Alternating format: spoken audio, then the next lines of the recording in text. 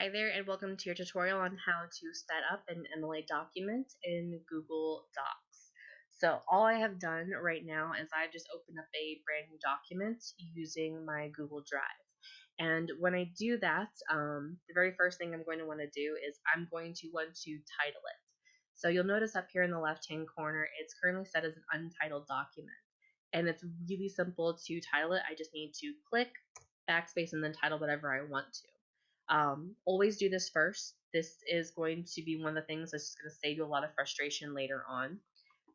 When you leave something untitled, what I find is that you don't just leave that one specific document untitled. It ends up being like 20 and 30 documents that are left untitled. And then when you actually need to find something, it becomes a challenge of locating the correct untitled document. Same thing goes for when you're trying to title things and you do just like the random keyboard smash where you just have a bunch of letters and numbers and what have you. This is going to defeat the purpose of titling a document because it won't make sense to you later on, even if you think it really will. So always title your documents and make sure that the title makes sense. Name it after the assignment. Look at the assignment sheet that was given to you, the essay title, whatever have you, in which to make sure that it's actually titled something that you're going to find later. Now, when you first open a document with Google, it's already preset to a couple conditions that we need to change. So before I start typing, before I start doing anything at all, I want to change those settings. This will save you hassle later on down the road where you think, oh, I'll remember that later, no big deal. If you're anything like me, I'm extremely forgetful, and it's got nothing to do with being old. I will forget to do this later on, or I'll just be in such a panic that I'll forget. So always do it first instead, and save yourself the trouble of maybe forgetting and losing out on points. So the first thing I always change is the font. So up here, Arial is going to be what it's preset as. However, we need Times New Roman. If you don't have Times New Roman up here in your header, it just means you have to scroll forward a little bit. Everything will be alphabetical for you. So we're going to switch over to Times New Roman. Additionally, we need to switch over to font sizes of 12. So we're coming down here, change over from 11 to 12. The other thing that we're going to switch over before we actually start typing is our spacing. So MLA requires that we double space everything from our header all the way down to our works cited page. So rather than having to remember to do that later, we're just going to do it now to save us time and effort. So over here, we have a line spacing icon that will give us a drop down menu. Google's already preset to the 1.15 spacing. However, we need double space. So we're going to come down here to double, click, and now we have it double spaced, Times New Roman, 12-point fonts, already set to go. When it comes to actually beginning your document, now that we have all these things preset, the very first thing that will appear on your document is up in the left-hand corner. We need to have our MLA header.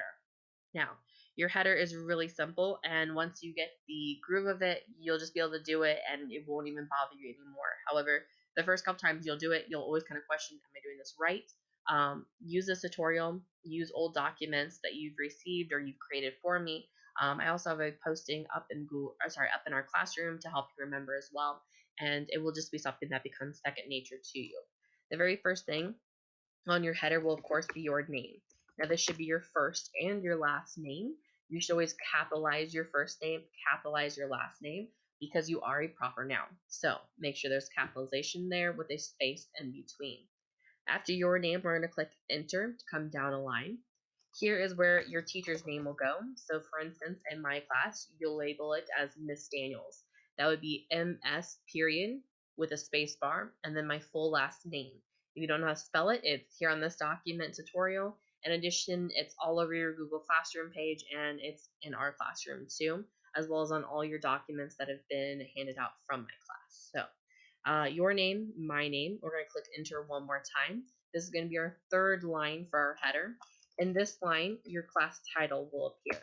So depending on which grade level in class you're in, this will change. So for instance, if you're in my freshman course, you are English 1-2.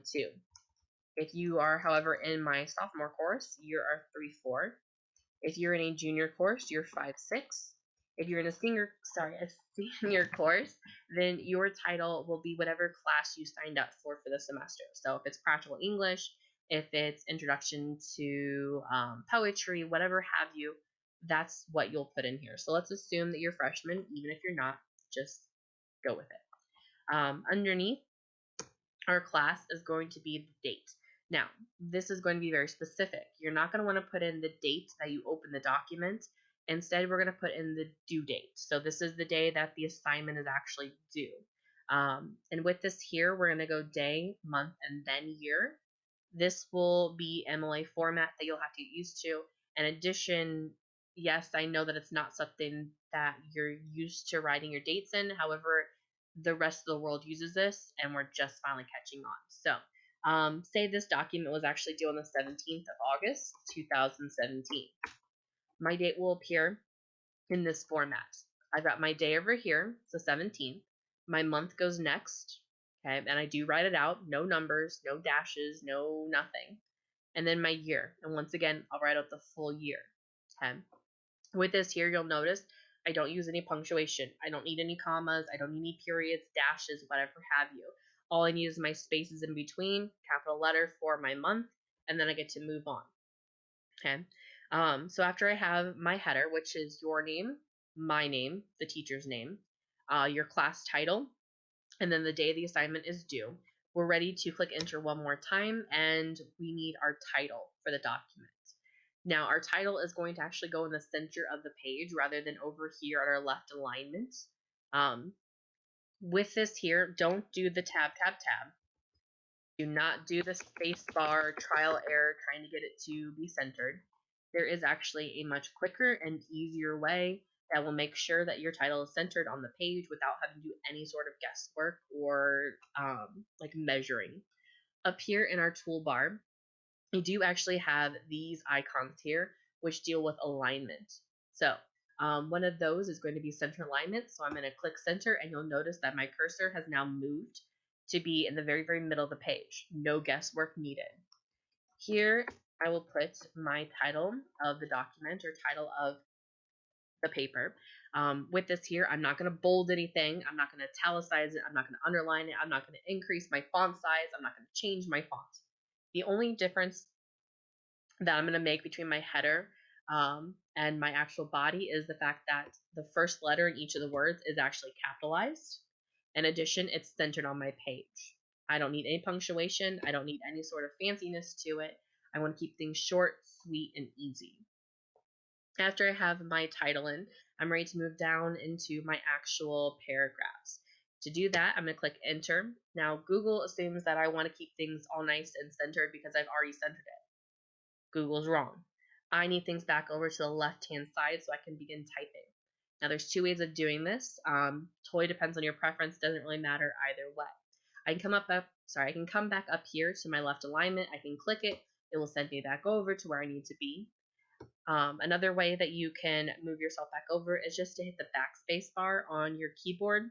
Both will do the same thing. It will slide you back over to the left alignment. After that, I do need to tab to indent my paragraph, and then I can begin typing. Okay. If you are really lucky, then the document will actually preset everything and will auto format for you when you're done with this paragraph and you're ready to move on. It should automatically indent for you. However, sometimes it won't, like it did just now.